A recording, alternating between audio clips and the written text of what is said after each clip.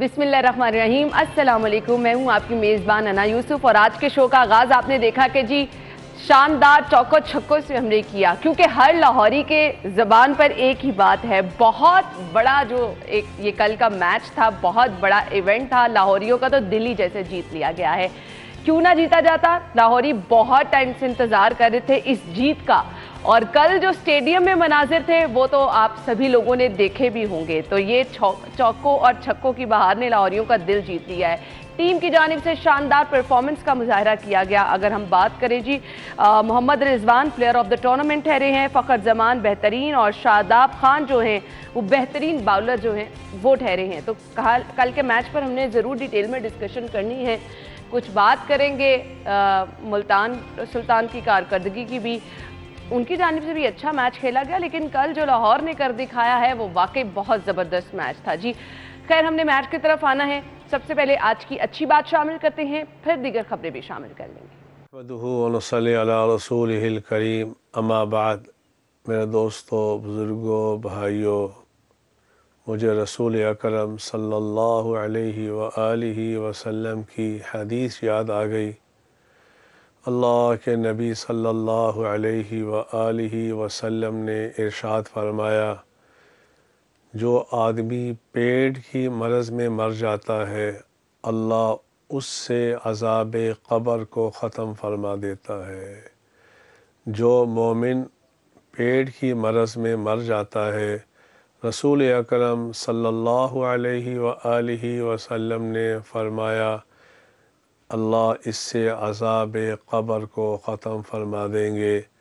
और रसूल अकरम सल्लल्लाहु अलैहि वसल्लम ने दूसरी हदीस में इरशाद फरमाया, क़ब्र आखिरत की मनाजिल में से पहली मंजिल है। जो इसमें कामयाब हो गया, बाकी मनाजिल में भी कामयाब होता चला जाएगा। इसलिए अगर कोई आदमी गुर्दे की मर्ज़ में, हार्ट अटैक की वजह से या पेट के किसी कैंसर की वजह से मर गया, क्या बशारत है रसूलुल्लाह सल्लल्लाहु अलैहि वसल्लम की तरफ से, अल्लाह इससे अज़ाब क़ब्र को ख़त्म फरमा देंगे। अल्लाह हम सब की अज़ाब क़ब्र से हिफाजत फरमाए। व आखिरु दावाना अल्हम्दुलिल्लाहि रब्बिल आलमीन। आमीन सुम आमीन। ये थी जी आज की अच्छी बात। आज की टॉप स्टोरीज क्या हैं? पहली खबर, PSL दंगल, कलंदर्स ने जीत लिया, लाहौरियों का जश्न भंगड़े।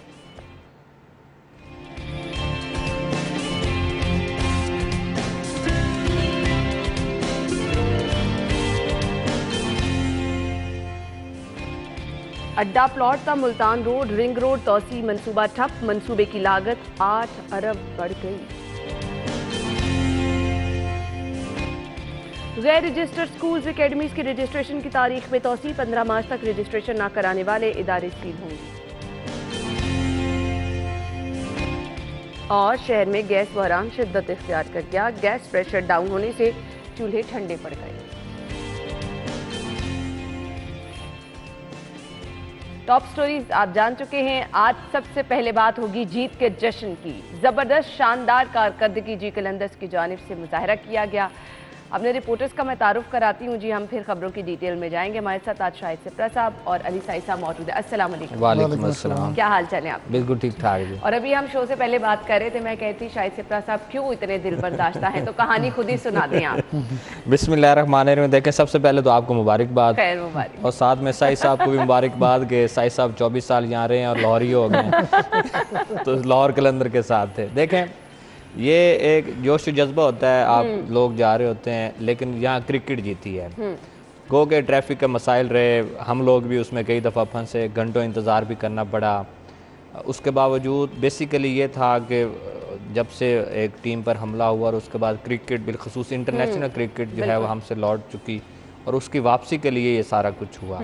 और PSL देखें एक इवेंट बन चुका है। देखिए, आप मैच पे नहीं बात कर रहे, मैं मैच पे जा रहा हूँ, जा रहा हूँ। ये 20 साल हमारे चटपटे खाने के बाद खिलाड़ियों ने इतना अच्छा खेला है, लेकिन ये है कि लाहौर अच्छा आ रहा हूँ, उसी तरफ आ रहा हूँ, लेकिन देर आए दुरुस्त आए, 7 साल हमें इंतजार करना पड़ा। लेकिन ये भी वही बात कर रहे हैं, मैं भी वही बात, लेकिन आप किसी और तरह से बात कर रहे हैं। तारीफ करें टीम जो है मुल्तान सुल्तान। देखें, रात को जब पहले हमारे 4 आउट हो गए जल्दी, तो ये बड़े खुश थे ये सारे लोग। और फिर जब 180 का जब हमने टारगेट सेट किया تو بالکل مجھے لگ رہا تھا، چونکہ میں کرکٹ کھیلی ہے ڈسٹرکٹ لیول پہ، مجھے لگ رہا تھا کہ بہت اچھا ہدف ہے.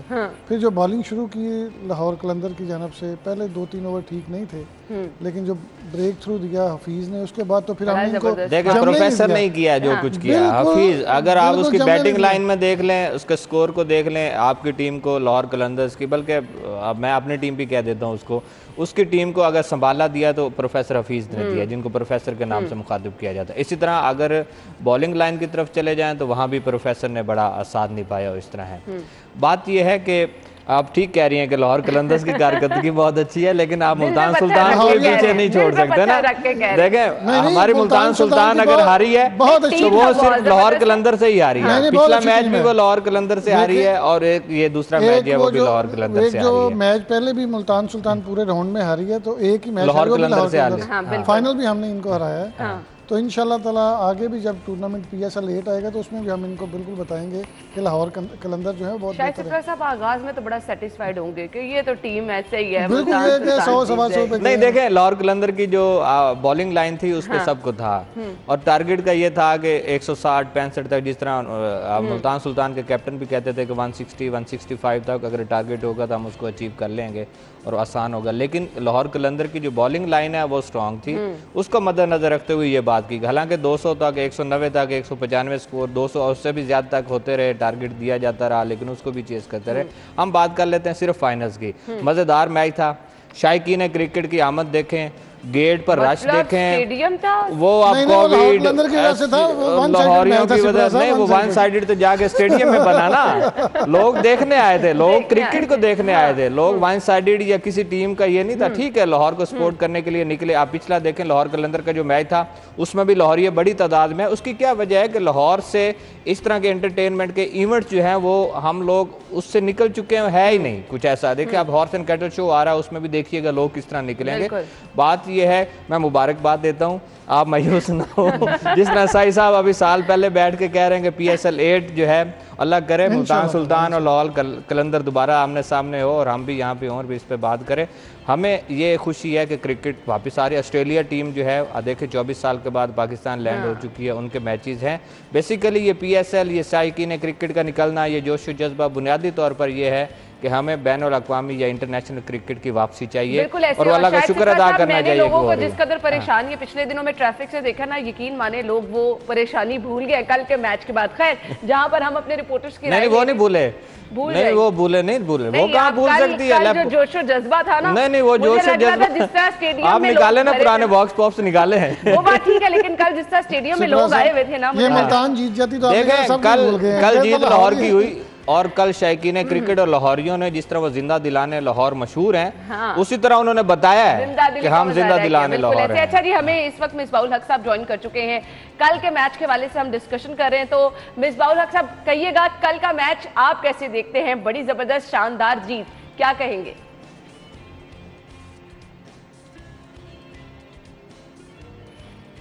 جی مصباح الحق صاحب، آپ تک آواز آ رہی؟ لاہور قلندر کو کافی لمبا انتظار تھا، لیکن جس طریقے سے لاہور جیتا ہے، اور اسپیشلی سیریسنس کا اندازہ وہیں سے ہو گیا تھا جب انہوں نے شاہین شاہ کو کپتان بنایا اور ایک پورے مائنڈ سیٹ کے ساتھ آئے کہ اس دفعہ ہم کچھ اسپیشل کرنا چاہتے ہیں. جو پہلی پریس کانفرنس ہی تھی کہ شاہین کو بنانے کا مقصد ہی یہ ہے کہ ہماری ٹیم کی باڈی لینگویج، فائٹنگ اسپرٹ، ہم اس کو چینج کرنا چاہتے ہیں. تو from that day the moment یہ لاہور کی ٹیم اتری ہے گراؤنڈ میں اور انہوں نے جس طریقے سے پرفارمنس سٹارٹ کی، آئی تھنک ونڈرفل. بہت بہت مبارک ہو لاہور قلندرز کو، شاہین کو. ایکسٹرا آرڈنری پرفارمنس تھی میرے خیال میں، ٹیم پرفارمنس تھی. اور پھر جس طریقے سے حفیظ نے آج امپورٹنٹ میچ میں لیڈ کیا اور جس طرح اس نے رنز کیے، پھر وکٹیں لی، I think that was wonderful. اچھا مصباح الحق صاحب، آپ نے محمد حفیظ کا ذکر کیا، بہت زبردست شاندار اننگز کھیلی گئی، اس کی امید کیا کی جا رہی تھی؟ جی یہ جو ایکسپیرینس پلیئر آپ کے پاس ہوتے ہیں جنہوں نے آلموسٹ 20 سال انٹرنیشنل کرکٹ کھیلی ہے، 20 سال سے بھی زیادہ، وہ جو ایکسپیرینس ہے ہینڈلنگ دا پریشر اور بڑے میچ انڈیا کے اگینسٹ کھیلے ہیں، ورلڈ کپس کھیلے ہیں، وہ جو پریشر ہوتا ہے اس کے سامنے یہ پریشر کچھ نہیں ہے. تو ایسے پلیئرس کا وہ جو ایکسپیرینس ہوتا ہے وہ آپ کو مشکل ٹائم پہ کام آتا ہے ادروائز اگر آپ دیکھیں کہ 4 وکٹیں آپ کی گر جائیں T20 میں پہلے 5-6 اوورز میں, وہاں سے میچ جیتنا اٹس آلموسٹ امپاسبل. لیکن وہ حفیظ کی اننگ تھی جس کی وجہ سے ایک ایسا پلیٹ فارم ملا نیچے سے آ کے ویزے نے اور ہیری نے جس طریقے سے گیم کو فنش کیا. آئی تھنک اس کی جو ایک بیس رکھی تھی وہ. اچھا مصباح الحق صاحب, اوور آل اگر ہم دیکھیں جیسا کہ ہم کہہ رہے ہیں ایونٹ تو بہت اچھا تھا, دوسرا ہم نے ایک امن کا پیغام بھی دے دیا, اس کے علاوہ اس پورے ایونٹ سے نئے ٹیلنٹ سے متعلق آپ کیا کہنا چاہیں گے؟ بہت زبردست ٹیلنٹ بھی اس سے سامنے آیا ہے. آئی تھنک اوور آل اگر ہم دیکھیں تو کوئی اتنا اچھا نہیں رہا ہے یہ ٹورنامنٹ فار نیو پلیئرز. دیکھیں تھوڑا سا نظر آیا حارث بڑا زبردست کھیلا زلمی کے لیے, اس نے تھوڑے سے ایسے گٹس دکھائے کھیلنے کے لیے ٹاپ آرڈر پہ. ذیشان جو کہ ہارڈلی 2 اوور کی ہے جس نے اسلام آباد کے لیے, بٹ پوٹینشیل نظر آیا اس میں. آئی تھنک اعظم خان نے سم ہاؤ کچھ اپنا پوٹینشیل دکھایا بیٹنگ کے حوالے سے, اچھی امپورٹنٹ اننگز کھیلی اس نے.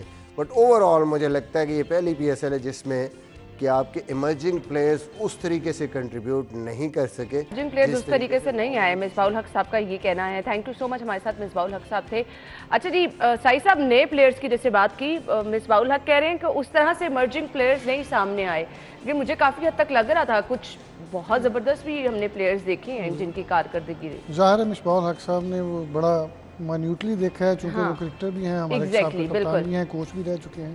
لیکن 2-3 لوگ جو نئے ہیں, ایک محمد حارث جس کی بات کر رہے ہیں, وہ پشاور زلمی کو اوپن کرتے تھے, کیپر بھی تھے. اس کے ساتھ جو لاہور قلندر کے زمان ہیں بالر ہیں وہ بھی اچھے رہے ہیں. اعظم خان جو ہیں وہ اپنا ویٹ کم کر لیں تو بہت اچھے کرکٹر ہیں. پھر تنقید کا تو چونکہ یہ جب کووڈ کے دن تھے تو جب یہ کرکٹ ٹیم سے باہر ہوئے نیشنل ٹیم سے, تو ان کا جو زیادہ ٹائم گزرتا تھا وہ میں شام کو دیکھتا قذافی کے گرد و نواح میں, تو وہ زیادہ تر ان کو میں کہیں برگر کھاتے ہوئے دیکھتا تھا, وہ اس طرح کی چیزیں وہ نہیں چھوڑتے. تو ان کے جب وہ چچا ندیم خان صاحب آتے تھے تو تب یہ پیچھے ہٹ جاتے تھے. وہ میں اس کیفے پہ اکثر جاتا ہوں تو میں روزانہ ان کو وہیں پہ دیکھتا تھا.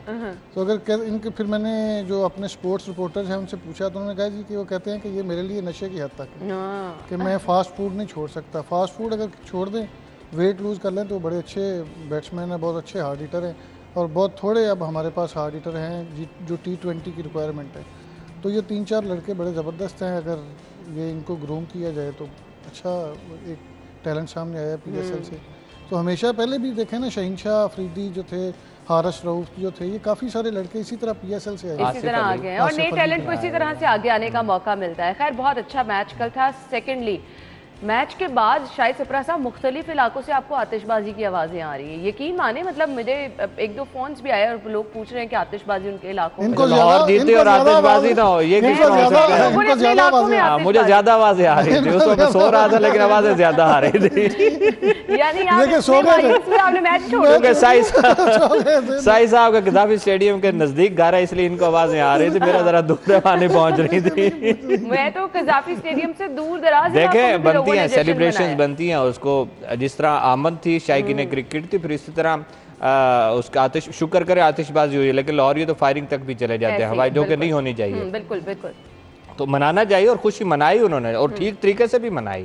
دیکھیں لبرٹی میں جو جشن ہوا, اور اچھا میں انتظامات پہ بھی آ جاؤں, ہمیں پولیس کو بھی کریڈٹ دینا چاہیے, قانون نافذ کرنے والے اداروں کو دینا چاہیے, کمشنر DC ہمارے, اس کے ساتھ ڈسٹرکٹ گورنمنٹ کی جتنی انتظامیہ ہیں, ہو جاتا پوری مشینری آپ کی لاہور کی متحرک. دیکھیں ہم لوگ ٹریفک کو اپنی دوسری سائڈ پہ رکھتے ہیں, ٹریفک بلاک ہونا وہ بھی ایک ضرورت تھی, سیکیورٹی کی بنیاد پر کیا جاتا تھا. ادروائز کسی کو کیا ضرورت تھی کہ آپ شاہراہوں کو بند کر کے لوگوں کو پریشانی میں ڈالیں.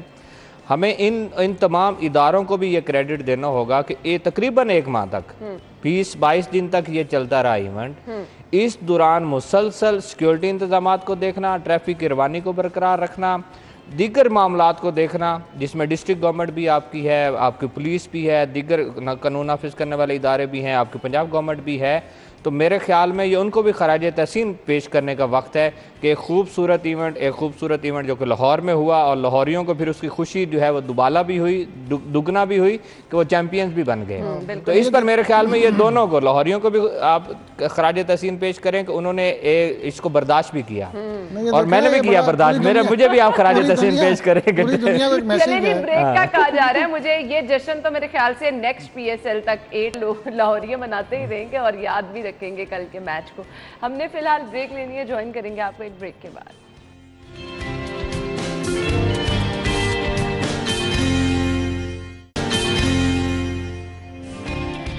بریک کے بعد خوش آمدید کہیں گے. ٹریفک کا فلو برقرار رکھنے کے لیے بہت بڑا منصوبہ تھا جس کو نظر انداز کیا گیا ہے, اور منصوبہ نظر انداز ہونے سے جہاں پر جی آپ کی ٹریفک کمپرومائز ہو رہی ہے, وہیں ایک بہت بڑا نقصان کیا پہنچا ہے کہ جی لاگت بہت آگے بڑھ گئی ہے. اڈا پلاٹ تھا ملتان روڈ, رنگ روڈ توسیع منصوبہ ہے جو کہ عدم توجہی کا شکار ہے, اور اس کی لاگت 8 ارب روپے بڑھ گئی ہے.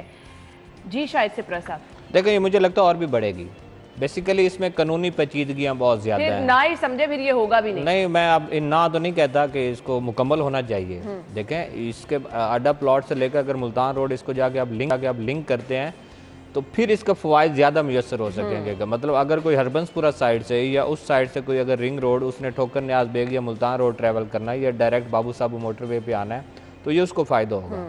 ٹھیک ہے, اس کو مکمل ہونا چاہیے. اچھا, اب دوسرا نقصان کیوں؟ ایک طرف تو چلو عام جو شہری ہے جس نے اس پر ٹریول کرنا اس کو نقصان ہو رہا ہے کہ اس کو مکمل نہیں کیا جا رہا ہے. اس کا کیا ہے کہ نامور آپ کی ہاؤسنگ سوسائٹیز اس میں آ رہی ہیں, بہت سارے لوگوں کی اراضی آ رہی ہے. ہمارے ہاں ہمیشہ جو میگا پروجیکٹ ہے, چاہے آپ راوی اربن کی بات کر لیں چاہے کوئی اور بات کر لیں, کہ لینڈ ایکوائر جو ہم نے کرنی ہے, جو اراضی لینی ہے, ان مالکان کو اس طرح کر کے آن بورڈ نہیں لیا جاتا یا ادائیگیاں نہیں کی جاتی جس کی بنیاد پر وہ لوگ کسی نہ کسی عدالت میں چلے جاتے ہیں, سٹے آرڈر لے لیتے ہیں. ان کا حق ہے اور لینا بھی چاہیے وہ انصاف کے لیے. اور اس کا نقصان کیا ہوتا ہے کہ اربوں روپے کے آپ کے پروجیکٹس جو ہیں ان پر مزید اربوں روپے کا بوجھ پڑ جاتا ہے. اب 8 ارب, یہ کب کا شروع ہوا مجھے بتائیں؟ رنگ روڈ بن گیا 10 روپے سے, ٹول پلازا شروع ہوا 50 روپے پہ آ گیا, کب سے چلا ہوا, کئی سال گزر گئے ہیں, لیکن آپ اڈا پلاٹ سے آگے نہیں جا سکے. کیا وجہ ہے کہ آپ اس کے جو اچھا اب رنگ روڈ اتھارٹی کہہ رہی ہے کہ ہم نے جو قانونی تقاضے تھے وہ تقریباً پورے کر لیے ہیں. اگر پنجاب گورنمنٹ اس پر کام کرنا چاہتی ہے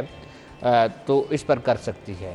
اب میرے خیال میں اگر رنگ روڈ اتھارٹی کہہ رہی ہے کہ ہم نے قانونی معاملات حل کر لی ہیں تو پھر اس کو جلد از جلد پایا تکمیل تک پہنچانا چاہیے.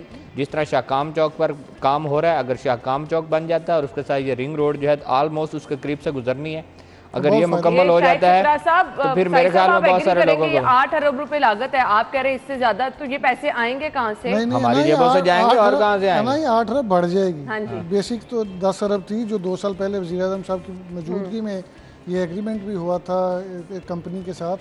یہ سپرا صاحب والی بات ہے, قانونی پیچیدگیاں بہت ہیں, پھر وہاں پہ جو مافیاز ہیں وہ بڑے مضبوط ہیں. جو عام آدمی ہے میری طرح کا یا کوئی زمیندار جس کی زمین آ رہی ہے وہ تو کورٹ کی طرف جاتا ہے, تو جو مضبوط لوگ ہیں وہ ویسے ہی گورنمنٹ کے اندر ہوتے ہیں, وہ ویسے اپنی کوشش کرتے ہیں کہ جو اس طرح کی شاہراہیں ہیں وہ ان کی سوسائٹی سے نہ گزریں یا ان کی جگہ سے نہ گزریں. بالکل, تو وہ نہیں بننے دے رہی. اگر 2 سال اور گزر گئے تو میرا خیال ہے یہ 20 ارب تک چلا جائے گا, زیادہ جو بڑھ جائے گی قیمت اس میں.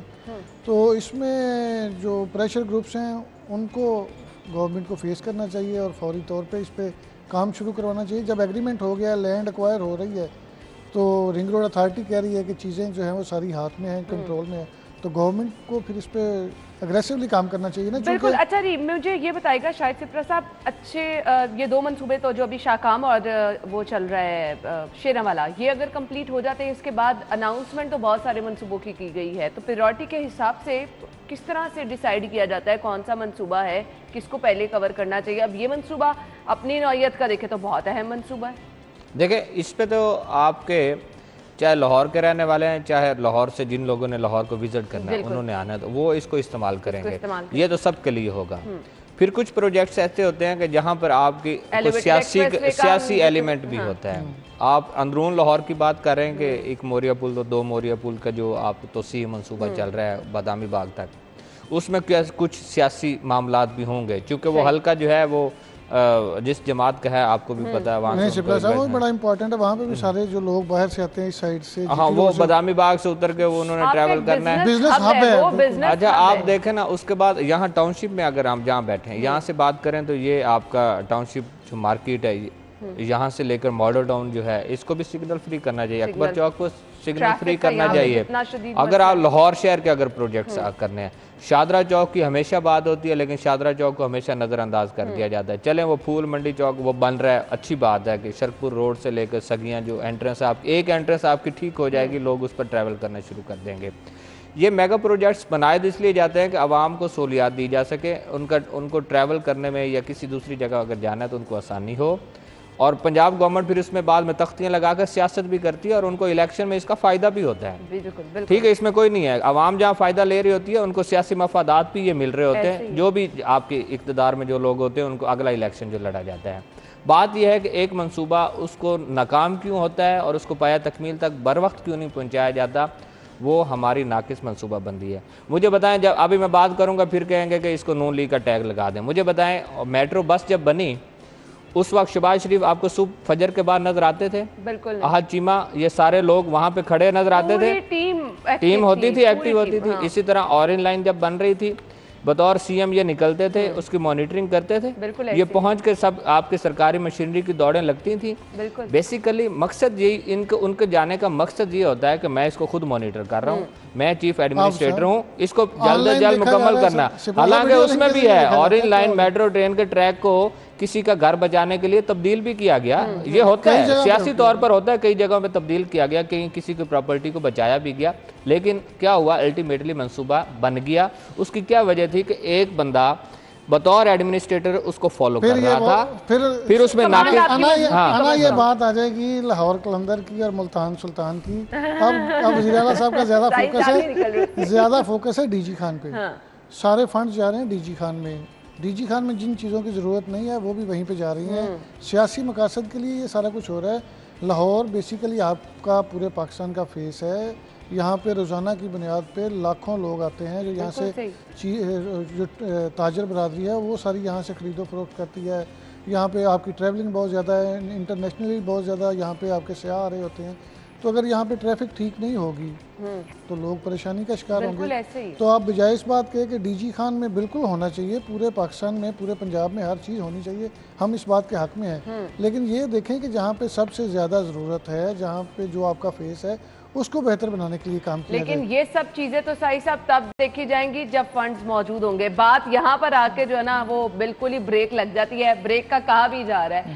جی تو ناظرین ہم نے ایک بریک کی طرف جانا ہے، بریک لیں گے، بریک کے بعد اگلی خبر ہم نے ڈسکس کرنی ہے۔ غیر اسکول اکیڈمیز کی رجسٹریشن کی تاریخ میں توسیع کر دی گئی ہے، جتنی مرضی توسیع کر دی جائے میرے خیال سے یہ وہ چیز ہے جو کہ کنٹرول نہیں ہو پا رہی، ہر گلی محلے میں آپ کو اسکول اکیڈمی ایک چھوٹے سے گھر میں بنی نظر آ رہی ہے، تو یہ توسیع کب تک کی ہے، اس سے کیا ہوگا، اس پہ بات کر لیتے ہیں، بریک کے بعد آئیں گے ہمارے ساتھ رہیے گا۔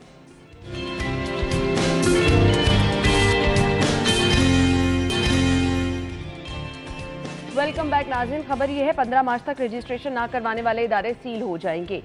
غیر رجسٹرڈ اسکول اور اکیڈمی جو ہیں ان کو پابند کیا جا رہا ہے کہ یہ رجسٹریشن کرائیں۔ سائی صاحب آپ سے آغاز کر لیتے، کیا کہیں گے؟ جب گورنمنٹ آئی تھی تو انہوں نے کہا کہ تعلیمی معیار جو ہے وہ بہتر بنانے کے لیے جو گورنمنٹ کے اور پرائیویٹ اسکولز کی ایجوکیشن ہے وہ ایک طرح کی جائے گی، پھر اس کے بعد اب تک دیکھ لیں جو ہوا ہے اس میں، تو یہ بڑی اچھی بات ہے کہ جتنے بھی اسکول کالجز یا اکیڈمیز جو ہر گلی میں کھلی ہوئی ہیں ان کو رجسٹرڈ تو ہونا چاہیے نا، جو ایجوکیشن بورڈز ہیں یا جو ہماری یہاں پہ کور ٹیم ہے اس کو پتہ تو ہونا چاہیے، سسٹم کا حصہ بننا چاہیے۔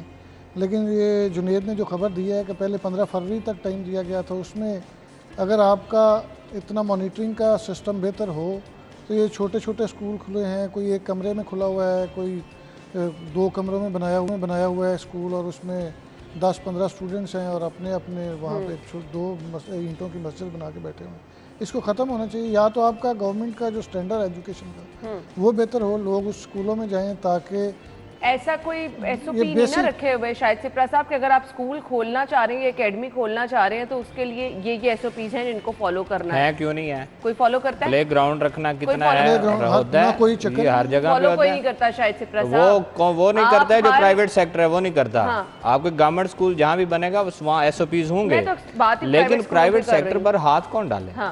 या उनके वो खुद सियासतदान है या फिर उन लोगों को सियासतदानों की पुष्पनाही और गवर्नमेंट की पुष्पनाही हासिल होती है। सर पैसे भी देके वो जान छुड़ा लेते हैं। जहाँ पर कहीं पे ये सिलसिला नहीं है, गली मोहल्लों के स्कूल की बात कर रही हैं, आप एकेडमीज की बात कर रहे हैं, मुझे बताएं कि ठीक है अच्छी बात है, इनको रजिस्टर्ड होना चाहिए, किस बुनियाद पर कर रहे हैं कि शायद उनका मेयार चेक करना है कि मेयार तालीम क्या है, लेकिन ये साथ साथ में वही ना, मैं ये देखे ना, एक बंदा है, एक टीचर है, अगर उसने किसी जगह में ट्यूशन सेंटर या अकेडमी बना रही है और वो रोजी रोटी उसके मदद से कमा रहा है, तो उसको आप रजिस्टर्ड करने जा रहे हैं इस बुनियाद पर कि मेयार तालीम को बेहतर किया जाए या ऊपर लाए।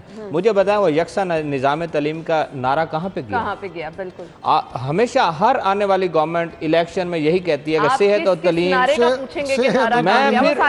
मैं फिर देखें बात यह है कि तालीम अवलिन तरजीह अगर अमली तौर पर हो तो फिर वो अमली तौर पर नजर भी आती है। यहाँ तो ये हुआ कि कोविड आया, इस दौरान कहा गया कि फीसिस कम की जाए, नहीं हुई, बिल्कुल नहीं, किसी इदारे ने नहीं की। इसका क्या मतलब है? स्कूल ने तो तब जब तक फीस अपनी ले नहीं ली तब तक बच्चों को अगली क्लास में प्रमोट नहीं किया। तो फिर मुझे बताएं, और फिर पिछले दिनों में जुनेद ने एक स्टोरी दी थी कि बहुत सारे लोग जो है प्राइवेट स्कूल छोड़ भी गए हैं। उसकी क्या वजह है कि आप आम जो शहरी है, आम जो तबका है, वो अब उसके बस में नहीं रहा कि भारी भरकम फीसिस अदा कर सके।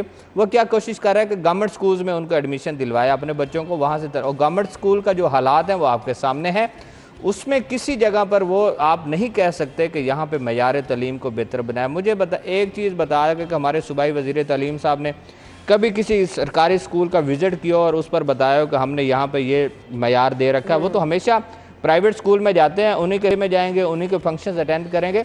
गवर्नमेंट सेक्टर को तो हमेशा पसे कुछ डाला जाता है। वहाँ पे जाना मजबूरी है ना, वो चूंकि उनके सियासी लोग हैं, उनकी अपनी बड़े बड़े यहाँ पे इन्वेस्टर हैं, बेसिकली ये लोग इन्वेस्टर होते हैं, इलेक्शन लड़वाते हैं, फ्लैक्सीज बैनर्स, ये लोग यही लोग ताजर बरादरी, ये क्या होते हैं? ये बड़े लोग जो होते हैं बेसिकली ये बड़े सियासतदानों के इन्वेस्टर्स होते हैं जिन्होंने करोड़ों रुपए लगाकर इलेक्शन लड़ना होता है। ये उस बुनियाद पर नहीं, ना कार्रवाई होती है ना कोई पूछता है। और आज तक ये ऐलान ही होता रहेगा हम सील कर देंगे, कहाँ हुआ? कोई एक स्कूल बता दें सील हुआ, जो बड़ी चेंज है। और ये जो डेट भी दी गई इस पर भी आप देख लीजिएगा इसके बाद कितना ये छोटी एकेडमी को ताला लग जाएगा, एक कमरे दो कमरे की एकेडमी को ताला लगेगा। बड़े जो पार्ट टाइम चला रहे हैं एकेडमीज उनको नहीं पकड़ेंगे, उनको नहीं पकड़ेगा किसी सूरत में हो नहीं। समर कैंप इन्होंने पहले बंद किए थे, फिर वो शुरू हो गए थे। चूँकि मैंने देखा है ना कि हम जब सरकारी स्कूल के जो बच्चे हैं उनका ना इतना विजन होता है, ना उनके टीचर्स उस तरह उनको पढ़ा रहे होते हैं।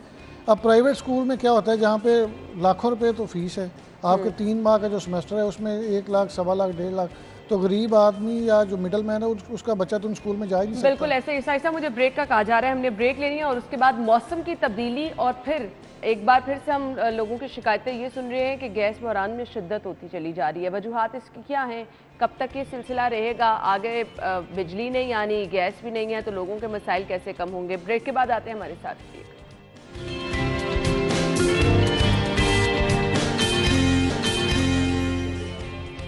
Welcome back. अब खबर ये है जी, खबर क्या, मैं बल्कि इसको बुरी खबर कहूँगी क्योंकि जो ब्रेक में हम डिस्कस कर रहे थे और जो शाहिद सिप्रा साहब ने बताया है ये वाकई बुरी खबर है। लोग इतने डिस्टर्ब हुए, महंगाई से ऑलरेडी सब लोग इतने परेशान है, गैस प्रेशर डाउन होगा, आप कितनी चीज़ें बाहर से खरीदेंगे, खाना लोगों के लिए मुश्किल हो चुका है जी।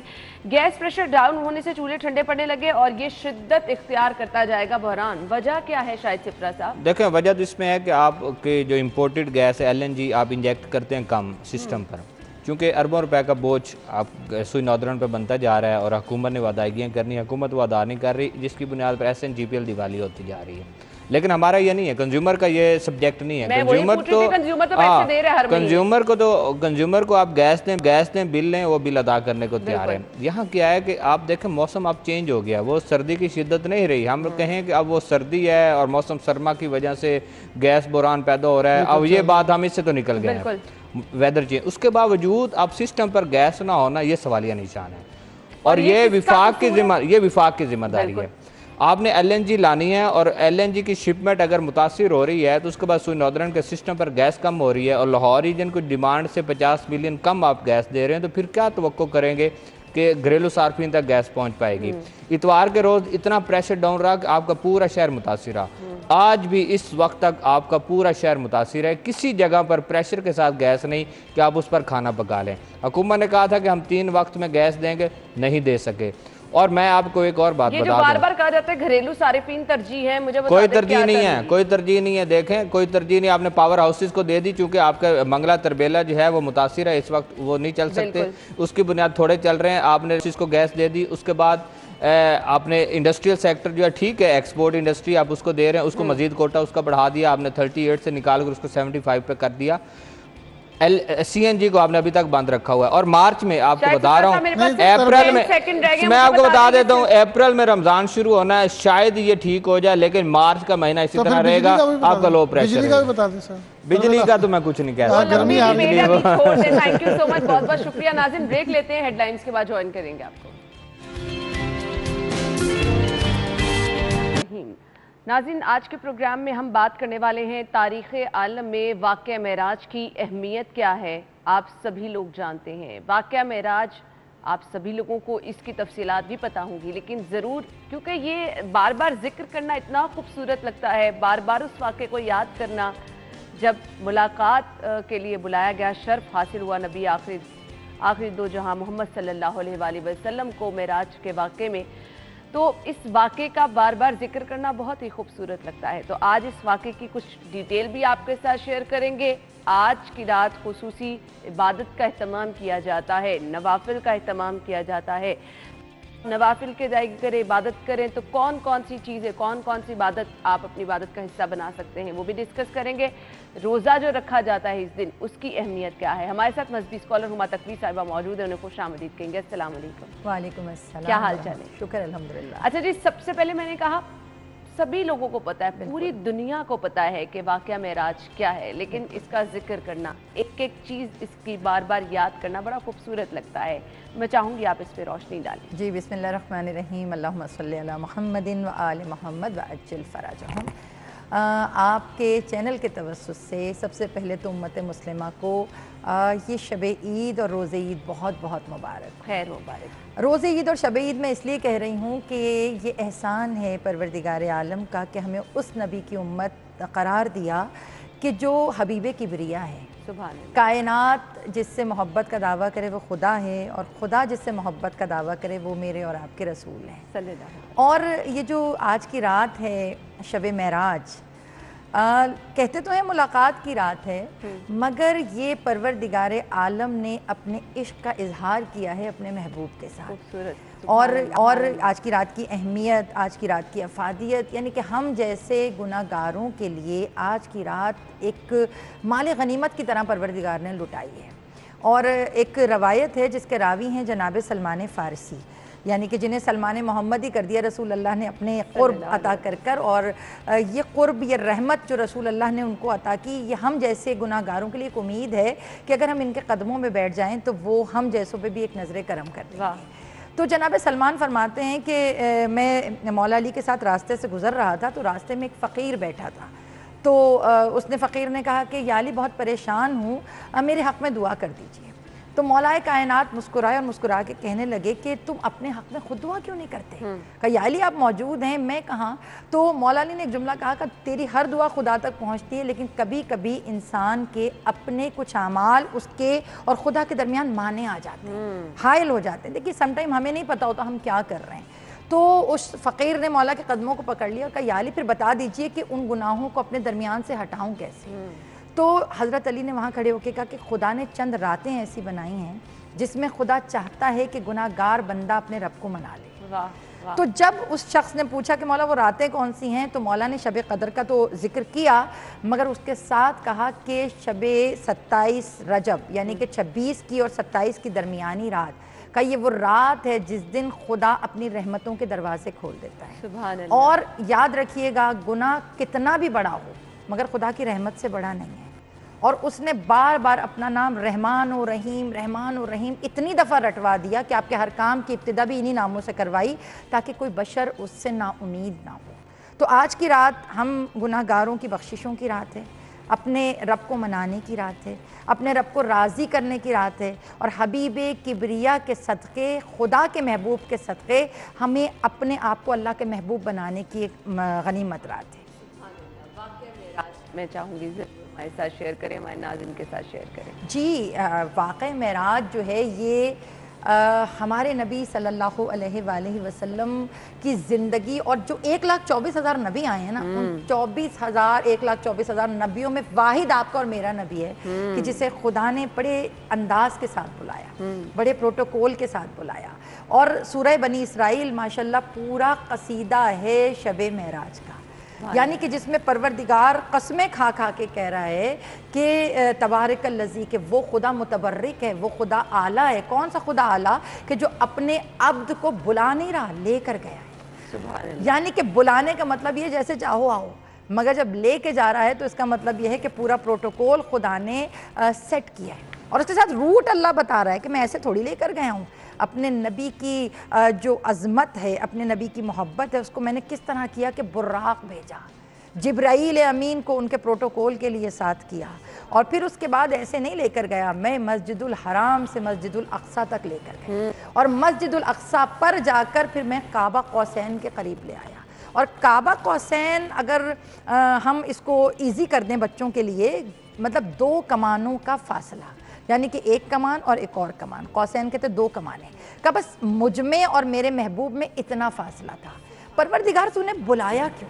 اللہ تو لے کر کیوں گیا؟ پروردگار دکھانا کیا چاہتا تھا؟ یہ عرش حبیب کبریا کے لیے کوئی نیا تو نہیں تھا، یہ بلکہ میں تو یہی کہتی ہوں کہ رب العزت نے نبی کی مسکراہٹ پہ عرش کو تخلیق کر دیا۔ اے میرے حبیب قدم رنجہ فرما کہ مجھے زمین بنانی ہے، اے میرے حبیب تیرے عرق انفال سے میں نے ملائکہ کو خلق کرنا ہے۔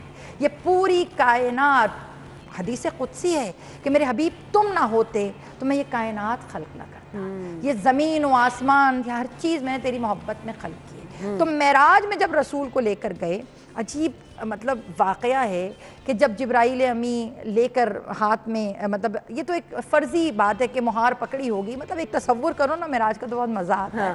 تو جبرائیل امی جب پہنچے سدرۃ المنتہا، اب جب سدرۃ المنتہا پہ جبرائیل کھڑے ہوئے ہیں تو آ کے جبرائیل نے ایک عجیب حبیب کبریا کی شان کا قصیدہ پڑھا، اور کیا پڑھا کہ یا رسول اللہ، اس سے آگے میں اگر چلا گیا تو میرے بار پر جل جائیں گے، میری حدود یہاں تک ہے سدرۃ المنتہا۔ تو نبی پاک نے ان کی طرف دیکھا تو کہا یا رسول اللہ، اس سے آگے آپ تنہا جائیں گے، اس سے آگے، کیونکہ یہ وہ مقام ہے جہاں نہ تو کوئی نبی گیا ہے نہ تو کوئی مرسل گیا ہے۔ تو میں سوال کر کے پوچھوں کہ یا رسول اللہ، جو آگے جا رہا ہے کیا وہ نبی نہیں ہے؟ کیا وہ رسول نہیں ہے جو آج آگے بڑھ رہا ہے؟ تو اللہ کی آواز آئے گی، یہ نبی نہیں ہے، یہ تاجدار انبیاء ہے، یہ رسول نہیں ہے، یہ خاتم المرسلین ہے۔ اور یہ جو حدود ہم نے اس کے لیے پامال کی ہیں، یہ حدود نہیں ہے، یہ ہمارے عشق کا راستہ ہے کہ جس پہ چل کر حبیب کبریا اپنے محبوب تک پہنچ۔ سبحان اللہ، سبحان اللہ۔ تو میں یہاں پہ یہ بھی ضرور ذکر کرنا چاہوں گی، اس تمام واقعہ معراج کے دوران جو نبی پاک صلی اللہ علیہ وسلم نمازوں کا تحفہ ملا، پھر ہم نے بہت کچھ سنا کہ بیان کیا گیا کہ وہ ان لوگوں کو بھی دیکھا جن کے گلے میں توق تھے، جو جہنمی تھے، یہ تمام چیزیں میں چاہوں گی ہمارے ساتھ ضرور شیئر کریں، مجھے کہا جا رہا ہے۔ ناظرین بریک لے لیتے ہیں، بریک کے بعد مزید اس پر جو ہم بات چیت کریں گے ہمارے ساتھ ہی رہے گی۔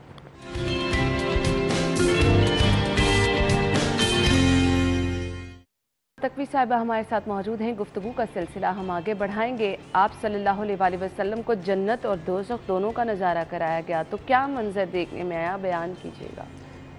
روایت میں ہے کہ جب نبی پاک صلی اللہ علیہ وآلہ وسلم معراج سے واپس تشریف لائے تو اکثر بیٹھے بیٹھے کبھی مسکرا اٹھتے تھے اور کبھی آنکھوں سے آنسو جاری ہو جاتے تھے۔ تو صحابہ کرام اس کیفیت پہ بڑے کبھی مغموم بھی ہوتے تھے، جب نبی پاک غمگین ہوتے تھے تو وہ بھی ہوتے تھے، اور جب خوش ہوتے تھے تو بہت زیادہ صحابہ کرام بھی خوش ہوتے تھے۔ تو ایک دن جو ہیں جناب ابوبکر صدیق رضی اللہ تعالیٰ عنہ، ان سے روایت ہے، وہ فرماتے ہیں کہ ایک دن میں نے رسول کو اسی طرح روتے ہوئے دیکھا، تو میں حبیب کبریا کے قریب آیا اور میں نے کہا یا رسول اللہ، آپ مغموم کس لیے ہیں؟ تو نبی پاک نے اس وقت جملہ کہا کہ مجھے معراج کی رات کے واقعات یاد آ رہے ہیں، تو انہوں نے کہا یا رسول اللہ آپ تو معراج میں اللہ نے کہا تھا کہ میں نے اپنی آیتیں دکھانے کے لیے بلایا ہے، اور یاد رکھیے گا معراج ایک سفر نہیں ہے، معراج کو ہم بہت ایزیلی یہ نہیں کہہ سکتے کہ صرف محبت اور عشق کی داستان، معراج ایک پورا منشور تھا۔ معراج میں اللہ نے روزے اول سے لے کر قیامت تک کی ساری چیزیں نبی پاک صلی اللہ علیہ وآلہ وسلم کے قلب میں اتار دی۔ اور آپ اکثر قرآن میں پروردگار کا انداز تکلم دیکھتے ہیں کہ میرے حبیب یاد کرو اس وقت کو، یاد اس وقت کو کیا جاتا ہے کہ جو وقت پہلے سے آپ کو پتہ ہو۔ میں آپ سے کہوں کہ جی یاد کیجئے پچھلے پروگرام میں کیا ہوا تھا، تو پچھلا پروگرام آپ کو پتہ ہے تو میں یاد کرا رہی ہوں۔ بالکل ایسے تو شب معراج اللہ نے مستقبل، ماضی، سب کچھ نبی پاک صلی اللہ علیہ وآلہ وسلم کو دکھا دیا، اور پورا جو کیونکہ 27 رجب یوم بعثت ہے، یعنی کہ ظاہری طور پر نبی پاک صلی اللہ علیہ وآلہ وسلم نبوت کی مسند پہ ظاہری طور پر بیٹھے، تو وہ بھی تھا۔ ساتھ نبی پاک کو مسند نبوت پر بٹھانے سے پہلے اللہ نے سارا کچھ ان کے حوالے کر دیا، شب معراج۔ تو جو آپ بات کر رہی ہیں کہ جنت و جہنم کے واقعات، روایت میں لکھا ہے کہ نبی پاک ایک ایک آسمان پر جاتے گئے، چوتھے آسمان پر ان کا استقبال حضرت عیسیٰ نے کیا، اور اس کے بعد نبی پاک جب اوپر گئے تو انہوں نے جنت کے جو نظارے دیکھے، اس میں حورین، غلمان اور جو جنت کا سارا تھا، تو نبی پاک نے مسکرا کے پروردگار عالم سے سوال کیا کہ باراللہ یہ کس کے لیے ہے؟ تو اللہ تعالیٰ نے کہا کہ یہ وہ بندے جو تجھ سے محبت کرتے ہیں اور تیری اطاعت میں زندگی گزارتے ہیں، پروردگار نے یہ سارا اہتمام ان کے لیے کیا ہے۔ پھر اس کے بعد نبی پاک فرماتے ہیں کہ میں نے کچھ منظر ایسے دیکھے کہ جیسے کچھ لوگ الٹے لٹکے ہوئے ہیں، کچھ لوگوں کو زبانوں میں کنڈا ڈال کر اس سے لٹکایا گیا ہوا ہے، اور کچھ خواتین ایسی دیکھی کہ جو بالوں سے لٹکی ہوئی ہیں، کچھ خواتین کی زبانوں پہ آگ کے شعلے رکھے ہوئے ہیں۔ مطلب یہ باتیں ہمیں کرنی چاہیے معراج میں۔ اگر ہم معراج کا تذکرہ کر رہے ہیں، ہم سب ٹھنڈا ٹھنڈا سنا کے چلے جائیں، غلط ہے یہ۔ نبی پاک کی آنکھوں سے اگر آنسو نکلے ہیں میرے اور آپ کے لیے، تو اس کا مطلب یہ ہے کہ نبی ہمارے لیے فکر مند تھے۔ تو کسی نے پوچھا یا رسول اللہ سب سے زیادہ آپ کو پریشانی کس کے لیے ہے؟ کہا مجھے پریشانی ان لوگوں کے لیے جنہیں زبانوں سے لٹکایا گیا۔ کہا کیوں؟ کہا یہ وہ لوگ، جب میں نے پوچھا جبریل سے یہ کون ہیں، تو انہوں نے کہا کہ یہ وہ لوگ ہیں جو غیبت کرتے ہیں، یہ وہ لوگ ہیں جو اپنی زبان کا بے دریغ استعمال کرتے ہیں، اور یہ وہ لوگ ہیں جو تہمتیں لگاتے ہیں، اور تہمت لگانا میری امت کو زیبا نہیں دیتا۔ ایک جو چیز نبی پاک نے معراج سے آ کر اپنے صحابہ کرام کو بار بار جس سے منع کیا، کہا ایک تم اپنے مومن بھائی سے بدگمان نہ ہونا، دوسرا تم اپنے مومن بھائی پہ تہمت نہ لگانا۔ اب بدگمانی آپ یہ دیکھیے کہ ہماری لائف میں کس قدر بدگمانی ہم شامل کر چکے ہیں، اور وہ بدگمانی کیا ہوتی ہے؟ دوسرا بندہ بدگمانی کا آپ یہ دیکھیں، مثال کروں کہ اگر میں فون نہیں اٹھا رہی تو آپ یہ نہیں سوچیں گے کہ شاید فون میری ایکسس سے دور ہے، آپ کے ذہن میں پہلا کوسچن یہ آئے گا یہ میرا نمبر دیکھ کے نہیں اٹھا رہی۔ مطلب یہ وہ چھوٹی سی چیز ہے کہ جس کو ہم روزانہ اپنی زندگیوں میں شامل کیے ہوئے ہیں۔ تو معراج کا سب سے بڑا جو مجھے میسج لگتا ہے وہ یہ لگتا ہے کہ نبی پاک نے آ کر اپنے صحابہ کرام کو یہ سمجھایا کہ دیکھو مومن سے دل صاف رکھو، کیونکہ اگر دل میں کدورتیں ہیں، دل میں منافقت ہے، زبان چاہے میٹھی کیوں نہ ہو، پھر اللہ اس میٹھی زبان کو بھی ہینگ کر دے گا کہ تمہارے دل میں کدورت تھی اور زبان پہ کچھ اور تھا۔ تو مومن کا مقصد ہی یہ ہے کہ اس کا ظاہر اور باطن ایک ہونا چاہیے۔ بالکل۔ اس کے ساتھ ساتھ جو نمازوں کا تحفہ دیا گیا، میں چاہوں گی وہ بھی ہمیں تمام جو ہے واقعہ بیان کریں۔ کہاں سے سلسلہ شروع ہوا، 50 نمازوں سے اور 5 نمازوں تک آیا؟ دیکھیے یہ جو نماز ہے نا، یہ جو نماز کا ایک انداز ہمیں ملا، آپ اگر پورا قرآن پڑھ لیجئے، پورے قرآن میں تقریباً 70 ٹائم، اور بعض میں جو وسیلوں کے ساتھ کہ فلاں آیت کا مفہوم یہ ہے، اس سے 700 دفعہ اللہ نے آپ کو نماز کی ترغیب دی ہے، اور یہ نماز صرف اور صرف امت محمدی ہی کے لیے اللہ نے مختصر فرمائی۔ اس سے پہلے کسی نبی کو اس طرح پرٹیکولر دن میں 5 دفعہ اللہ کی بارگاہ میں حاضر ہونے کا جو ہے وہ شرف نہیں ملا۔ اب نبی پاک سے پوچھا گیا تھا کہ یا رسول اللہ آپ کو اپنی زندگی میں بہترین چیز کیا لگتی ہے؟ رسول نے کہا واقعہ معراج، مجھے معراج پسند ہے۔ کیوں؟ کہا مجھے خدا سے ملاقات جو ہوئی۔ تو کسی نے پوچھا کہ یا رسول اللہ کیا آپ کا چاہنے والا اللہ سے اس طرح ملاقات نہیں کر سکتا جو آپ نے کی؟ تو حبیب نے مسکرا کے کہا الصلاۃ معراج المومن، کہ جو نماز اللہ نے دے کے بھیجی ہے وہ میرے مومن کی معراج ہی تو ہے۔ اگر وہ خدا کی بارگاہ میں، مطلب اگر میں اور آپ اس خلوص، اس عقیدت، اس محبت کے ساتھ نماز پڑھیں، مجھے مولا کا یہ جملہ بڑا پیارا لگتا ہے رسول خدا کا، کہ جب بندہ اللہ کی عبادت کرتا ہے تو وہ ایسے کرتا ہے جیسے اس کے بہت سے رب ہیں، اور کہا جب خدا اس پہ نظر کرم کرتا ہے تو وہ ایسے کرتا ہے جیسے وہ واحد اس کا ایک ہی بندہ ہے. تو معراج جو ہے وہ ایک ہمارے لیے سمبل اس لیے بھی ہے کہ نبی پاک کو تو اللہ نے اہتمام سے نماز معراج پہ بلایا، مگر نبی کی امت کو دن میں 5 مرتبہ اللہ اپنی ملاقات کا شرف دیتا ہے. اور جب نبی گئے تو اللہ نے خوش ہو کر رسول سے کہا کہ اے میرے حبیب، کیا میں تمہیں ایک ایسا تحفہ نہ دوں کہ تمہاری امت جو ہے وہ میرے قریب رہے اور میں تیری امت کے قریب رہوں. تو رسول نے کہا کیا رسول اللہ؟ نے پوچھا کیا اللہ؟ تو کہا میں تیری امت کے لیے نمازوں کا تحفہ دے رہا ہوں. رسول اللہ نے پوچھا کیا کتنی نمازیں؟ تو بعض روایتوں میں 70، بعض روایتوں میں 50 رکھتے ہیں. تو جب کہا کہ 70 رکھتے ہیں، آپ یہ دیکھیں نبی محبت کتنی کرتے ہیں ہم سے. میں یہی تو بات کرتی ہوں کہ اگر آپ حبیب کبریا کی زندگی کو پڑھیے تو پوری زندگی میں امتی امتی ان کے لفظ پہ رہا، ان کے ہونٹوں پہ رہا کہ بارہ الہ میری امت کو بخش دینا. اور روایت میں ہے کہ جب جان کنی کا عالم تھا تب بھی خدا کی بارگاہ میں صرف یہ کہہ رہے تھے کہ بارہ الہ میری امت پہ رحم فرمانا. بارہ الہ تو نے مجھے رحمت للعالمین بنایا ہے، تجھے اپنی رحمت کا واسطہ میری امت کو جہنم کی آگ سے محفوظ رکھنا. یہ کہاں سے آپ اتنا مطلب محبت کرنے والا نبی.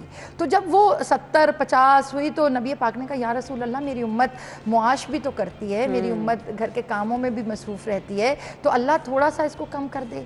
اللہ نے 40 کر دیں. اب جب 40 کی تو نبی پاک نے کہا اللہ 40 میں قربان، مطلب نبی کا انداز بھی بہت خوبصورت ہے، میں تیری عبادت کے قربان، تیری عطا کے قربان. مگر اللہ کیا یہ جو 40 ہیں یہ تھوڑی کم ہو سکتی ہیں؟ تو اب جب کم ہوتی گئیں 5 پر آ کر اللہ نے اس کو روکا. تو آگے نبی نے کیا کمال کیا، یہ بھی آپ کمال دیکھیے کہ اللہ رکعتیں کم ہوئی ہیں، کیا ثواب بھی کم ہوا ہے. تو اللہ کو رسول اللہ کی ادا اتنی پسند آئی کہ جا میرے حبیب، جو 70 رکعتوں کا ثواب ہے نا وہی میں 5 نمازوں کے اندر تیرے بندے کو دے دوں گا، تاکہ تیرا بندہ ان 5 نمازوں میں فضیلت کی اسی معراج پر جائے جو وہ دن میں 70 دفعہ میری بارگاہ میں آ کے جاتا. سبحان اللہ. تو سبحان اللہ، ہمارے پاس کتنا اچھا موقع ہے اللہ پاک سے دن میں 5 دفعہ ملاقات کرنے کا. اور جب آپ اللہ تعالیٰ سے ملاقات کرتے ہیں، اپنے رب کے قریب ہوتے ہیں، پھر آپ بہت ساری چیزیں اپنے رب سے منوا بھی سکتے ہیں. آج کے دن کون کون سی عبادت کرنی ہے ہمارے ناظرین کے ساتھ شیئر کیجیے گا. دیکھیے میں اپنی جو میری بہنیں اس وقت دیکھ رہی ہیں ہمارے چینل کو، میں آپ سے کہوں گی کہ آج کی رات خاص عبادت کا اہتمام کریں. اپنے بچوں کو آج ترغیب دیں، ان کے لیے بہترین لباس نکالیں ان کو، کیونکہ دیکھیں بچوں کو میں اور آپ ہی موٹیویٹ کر سکتے ہیں. بالکل ایسے ہی. اور بچوں کو آج کل ماشاءاللہ ہمارے بچے اتنے زیادہ ایکٹیویٹیز میں ہیں کہ ان کو پتہ بھی نہیں کہ آج ہمارا کون سا بہترین کون سی رات ہے. بالکل. تو میں چاہوں گی کہ والدین سے کہوں گی کہ آج اہتمام کریں، چھوٹی چھوٹی جانمازیں اپنے گھروں میں بچھائیں اور بچوں کو ترغیب دیں کہ آج آپ یہ جو نماز پڑھ رہے ہیں یہ پڑھ آپ زمین پر رہے ہیں، مگر اللہ اس کے صدقے میں آپ کو عرش پر نماز پڑھنے کا ثواب دے گا. آج کی رات کے جو خاص مخصوص عبادتیں ہیں، کنز الاعمال میں جو عبادت درج کی گئی وہ میں تھوڑا سا بتا دوں تاکہ مطلب یہ آپ کو کتابوں میں مل جائیں گی، مگر بعض دفعہ ہم کتاب نہیں کھول رہے ہوتے، کاہلی تھوڑی سی ہوتی ہے. تو آج سب سے پہلے تو غسل ہے. غسل آپ نے کرنا ہے اور غسل کی نیت آپ نے اسی طرح کرنی ہے کہ شب معراج کا غسل یا روز بیست کا غسل کر رہی ہوں قربتاً. جب آپ یہ غسل کریں تو ایک ایک قطرے کے عوض اللہ ہمارے ایک ایک گناہ کو جھاڑے گا اس غسل کے صدقے میں. پھر آج کی رات آپ نے 12 رکعت نماز پڑھنی ہے. مستحب ہے، مطلب واجب نماز نہیں ہے، اس لیے آپ نے اس کو 2 رکعت کی نیت کے ساتھ پڑھنا ہے. 2 رکعت پڑھ رہی ہوں، 2 رکعت پڑھ رہی ہوں، 2 رکعت کر کے 12 پڑھنی ہے. الحمد کے بعد جو سورہ آپ کا دل چاہے پڑھیں، کوئی ایسا مسئلہ نہیں کہ یہ بڑا یا چھوٹا، آپ انا تینا بھی پڑھ لیں تو فرق نہیں پڑتا. یہ پڑھ لیجئے اور پڑھنے کے بعد جب آپ نماز کامل کر لیجئے تو پھر ایک تسبیح آپ نے تسبیحات اربع جو سبحان اللہ والحمدللہ ولا الہ الا واللہ اکبر، یہ تسبیح آپ نے ایک پڑھنی ہے اور اس کے بعد ایک تسبیح درود کی اور ایک تسبیح استغفار کی. بس یہ تسبیح آپ پڑھ کر اور نبی پاک کے وسیلے سے ان کے جود و سخا کے صدقے اللہ تعالیٰ سے اپنے گناہوں کی مغفرت مانگیں، اللہ انشاءاللہ بخشے گا. اور آج کی رات میں سورہ بنی اسرائیل یا جسے سورہ اسراء کہا جاتا ہے اس کی تلاوت، سورہ والضحیٰ کی تلاوت، یہ تلاوت آج کی رات ہم کریں. اور دن میں کل کا جو دن ہوگا उसके भी अमाल फिर डिफरेंट हो जाएंगे। मतलब ये आज की रात के मखसूस हैं, और फिर बेहतर है कि आप नवाफिल जब तक जाग रहे हैं आप अदा कीजिए, तहज्जुद की नमाज पढ़ कर सोइए, और अगर आप थके हुए हैं तो आप थोड़ा सा सो के फिर उठ जाइए, फिर आप ये सारे अमाल कर लीजिए। मतलब ये आपने करने हैं। और आज की रात की जो 12 रखते हैं इसका सवाब जो है वो 70,000 साल की इबादत के मुताबिक है। मतलब ये अल्लाह ने बोनस आज दिया हुआ है कि आप पढ़ें सिर्फ 12 और आप 70,000 साल की इबादत आप ले लें। और कल का रोज़ा वो बहुत ज़रूरी है, बहुत इम्पॉर्टेंट है। कल का रोज़ा आप रखें, 60 साल के कॉन्टीन्यूस रोज़ों का सवाब कल आपको एक रोज़ा रखने पे अल्लाह दे रहे हैं। एक रोज़े पर 60 साल के रोज़ों का सवाब। और उसमें सबसे प्यारी बात आपको बताऊं कि जो रोज़ा किसी रोज़ेदार का कल खुलवाएगा उसको बगैर रखे हुए 60 साल के रोज़ों का सवाब मिलेगा। सुभान अल्लाह, माशाल्लाह माशाल्लाह। तो ये वो सब चीज़ें हैं जो कि हमने आपके साथ शेयर की हैं। आज की रात आपको इबादत कौन सी है, रोज़ा रखने की अहमियत फजीलत क्या है, वो भी हमने आपके साथ शेयर की। तो ज़रूर आज की रात खुसूसी जब भी इबादत का आप एहतमाम करें, ख़ास तौर पे अपने बच्चों को साथ लेके बैठें और जो जो इबादत बताई गई है इसका एहतमाम करें, नवाफिल का एहतमाम करें। अल्लाह ताला के हुजूर गिरगिरा के मांगे, वो ज़ात ज़रूर देने वाली है। मैसेज क्या देना चाहेंगे देखने वालों को? जी, मैसेज में बिल्कुल आज की रात और कल का दिन दोनों हमारे लिए एक पैगाम के लिए ही हैं कि आप सबसे पहले तो आज शुक्र अदा कीजिए कि अल्लाह ने आपको रहमतुल लिल आलमीन की उम्मत बनाया है। और दूसरा रोज़े बेसत है कल, रसूल अल्लाह की नबूवत का जो आगाज़ है कल, और आज की शब मेराज की रात। तोहफ़े दीजिए एक दूसरे को, क्योंकि तोहफ़े देने से दिलों की कदूरतें दूर होती हैं। और आज की रात का जो सबसे बड़ा अमल ये है कि अगर किसी से नाराज़ हैं तो उसे माफ़ कर दें। आप उसको माफ़ करेंगे, अल्लाह आपको माफ़ करेगा। और दूसरी बात यह है कि आज अल्लाह से एक खूबी मांग लें कि रब्बुल इज़्ज़त तू सत्तारुल अय्यूब है, मुझ में भी वो ताकत दे दे कि मैं लोगों के ऐब देखूं और कहीं बयान ना करूं। सुभान अल्लाह, ये बहुत बड़ी बात आपने कही है। थैंक यू सो मच, जज़ाकल्लाह, बहुत बहुत शुक्रिया। नाज़रीन, आप लोगों से गुजारिश है इबादत करें तो खुसूसी तौर पर हमें भी अपने दुआओं का हिस्सा बनाएं। याद रखें, ना जाने अल्लाह ताला किसकी दुआ कब कबूल कर ले। हम एक ब्रेक लेंगे, ज्वाइन करेंगे आपको ब्रेक के बाद। तो नाज़रीन, हमने वाक़या मेराज पे बात की, इस रात की अहमियत और फजीलत पे बात की। प्रोग्राम के इस हिस्से में जी हमारे साथ हमारे मेहमान मौजूद होंगे, मुदस्सिर हमदानी साहब जो कि नाते रसूल मकबूल सल्लल्लाहु अलैहि वसल्लम का शर्फ हासिल करेंगे। अपने मेहमान को खुश आमदीद कहेंगे। अस्सलाम वालेकुम। वालेकुम अस्सलाम। क्या हाल चले आप? अल्हम्दुलिल्लाह जी, अल्लाह का बहुत बहुत शुक्रिया आपके कीमती वक्त के लिए। वक्त हमारे पास कम है तो हम चाहेंगे कि आप नाते रसूल सल्लल्लाहु अलैहि वसल्लम पेश करें।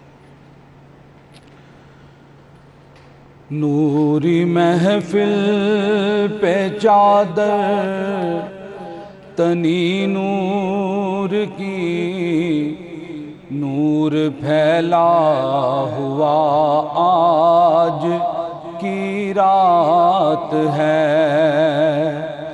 चांदनी में है डूबे हुए दो जहां, कौन जलवा नुमा आज की रात है।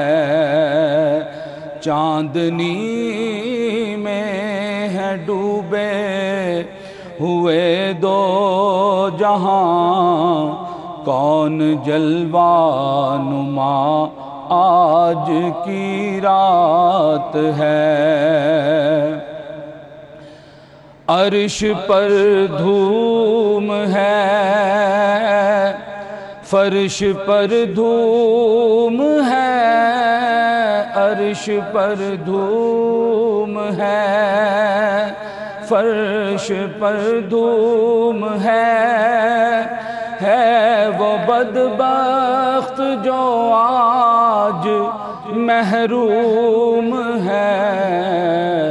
फिर ये आएगी शब किस को मालूम है, फिर ये आएगी शब किस को मालूम है।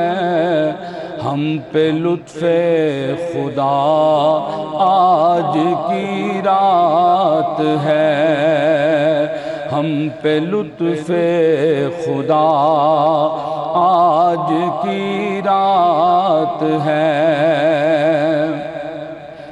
मोमिनों आज گنجے سخا لوٹ لو مومنو، آج گنجے سخا لوٹ لو اے میں گھر مانگ لو کملی